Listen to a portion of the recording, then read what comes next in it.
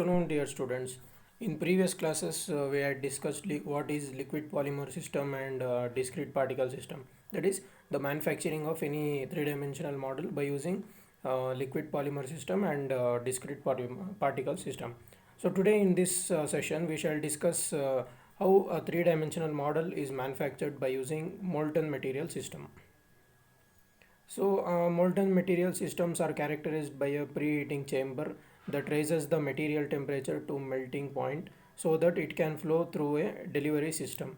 The most well known method is fused deposit modeling system developed by the United States company Stratasys. This approach uses an extrusion technique to deliver the material through a nozzle in a controlled manner.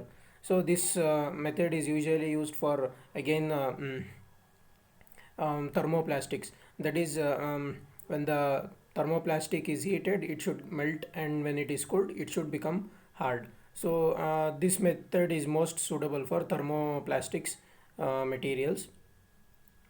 The chamber in which the three-dimensional model is manufactured is maintained to the temperature just below the melting temperature of that material. Through the extrusion process, the material is continuously fed into the chamber, and it continuously becomes hard.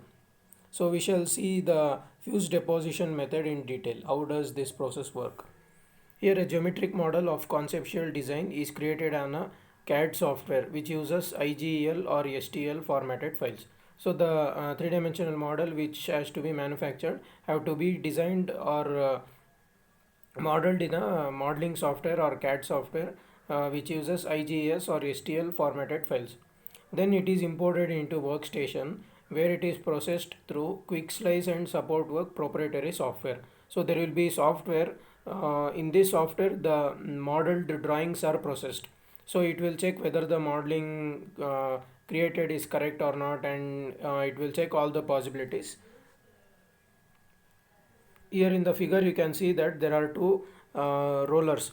One is dark color represents the material which has to be modeled, and the light color roller indicates the support material. So in a three-dimensional model there will be some cut sections or hollow sections. So in that hollow section or cut section, the support material is fused, and in the main part the main material is fused.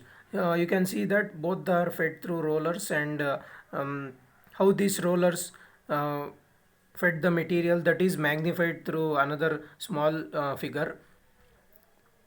The part and part supports are manufactured on a build platform, and this build platform can move up and down position, and the extrusion nozzles containing chamber, it can move in front and back directions. So you can see from the figure.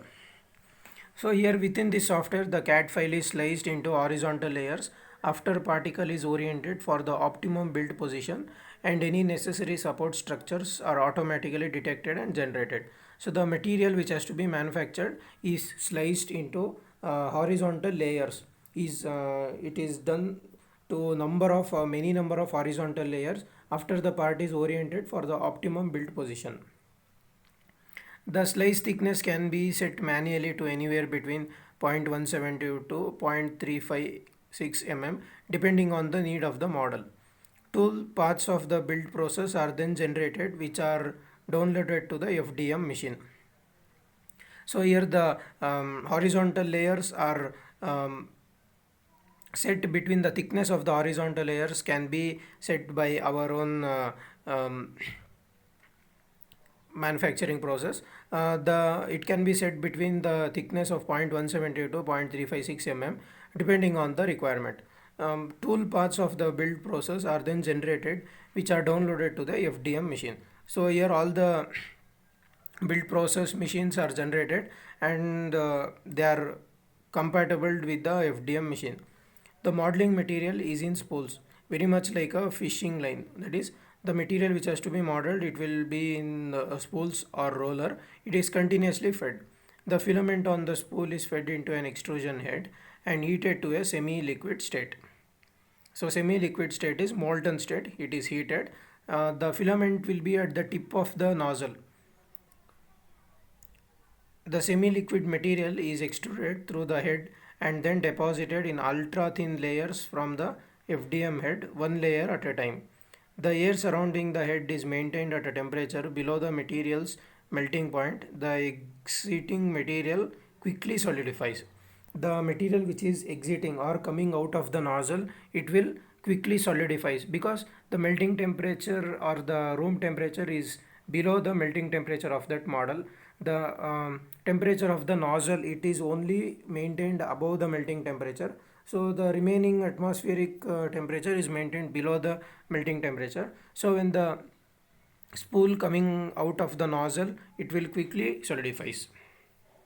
So moving on the XY plane, the head follows the tool path generated by quick slice, generating the desired layer. So it can be moved in XY directions, that is in two directions it can be moved, in front and back and in left and right direction. When the layer is completed, the head moves on to the create next layer. The horizontal width of the extruded material can vary between 0.25 to 0.965 mm depending on model. This feature called road width can vary from slice to slice. Two modular materials are dispensed through a dual tip mechanism in the FDM machine. The primary modular material is used to produce the model geometry, and secondary material or release material is used to produce support structures.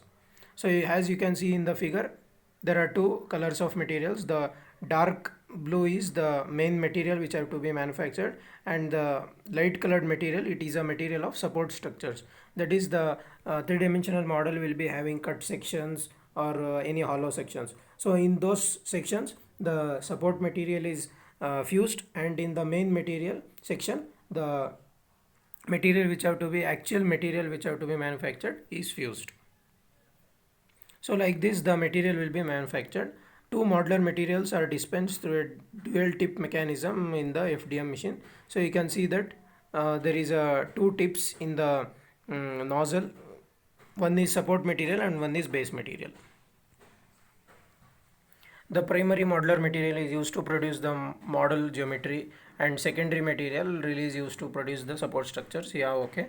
The release material forms a bond with the primary modular material and can be washed away upon completion of the 3D models.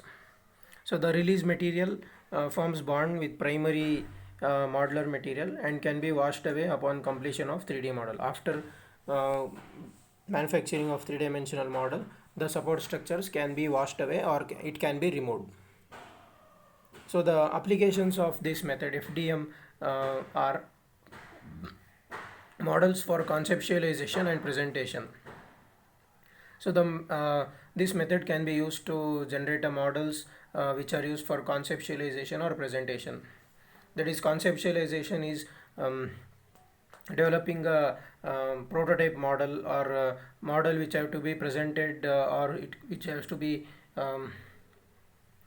publicly presented in the any gatherings. So we can use this method. Next, prototypes for design analysis and functional testing. So we can use this method to develop or manufacture three-dimensional models for design analysis also, because the models which are manufactured by using this method, it has about 85% of the actual strength of the material, so it can be used for any testing or trial and error testing or design analysis. Next is patterns and masters for tooling. So this method also can be used for prepare patterns and masters. So in sand casting, in and different types of investment casting we will prepare in order to manufacture the actual metallic components. Earlier the sand casting were done by hands. People or operators used to do sand casting by their hands, but now in modern technology we can use this method to create patterns or investment castings for to manufacture actual metallic components. So these are the applications of fused deposition modeling. Thank you, guys.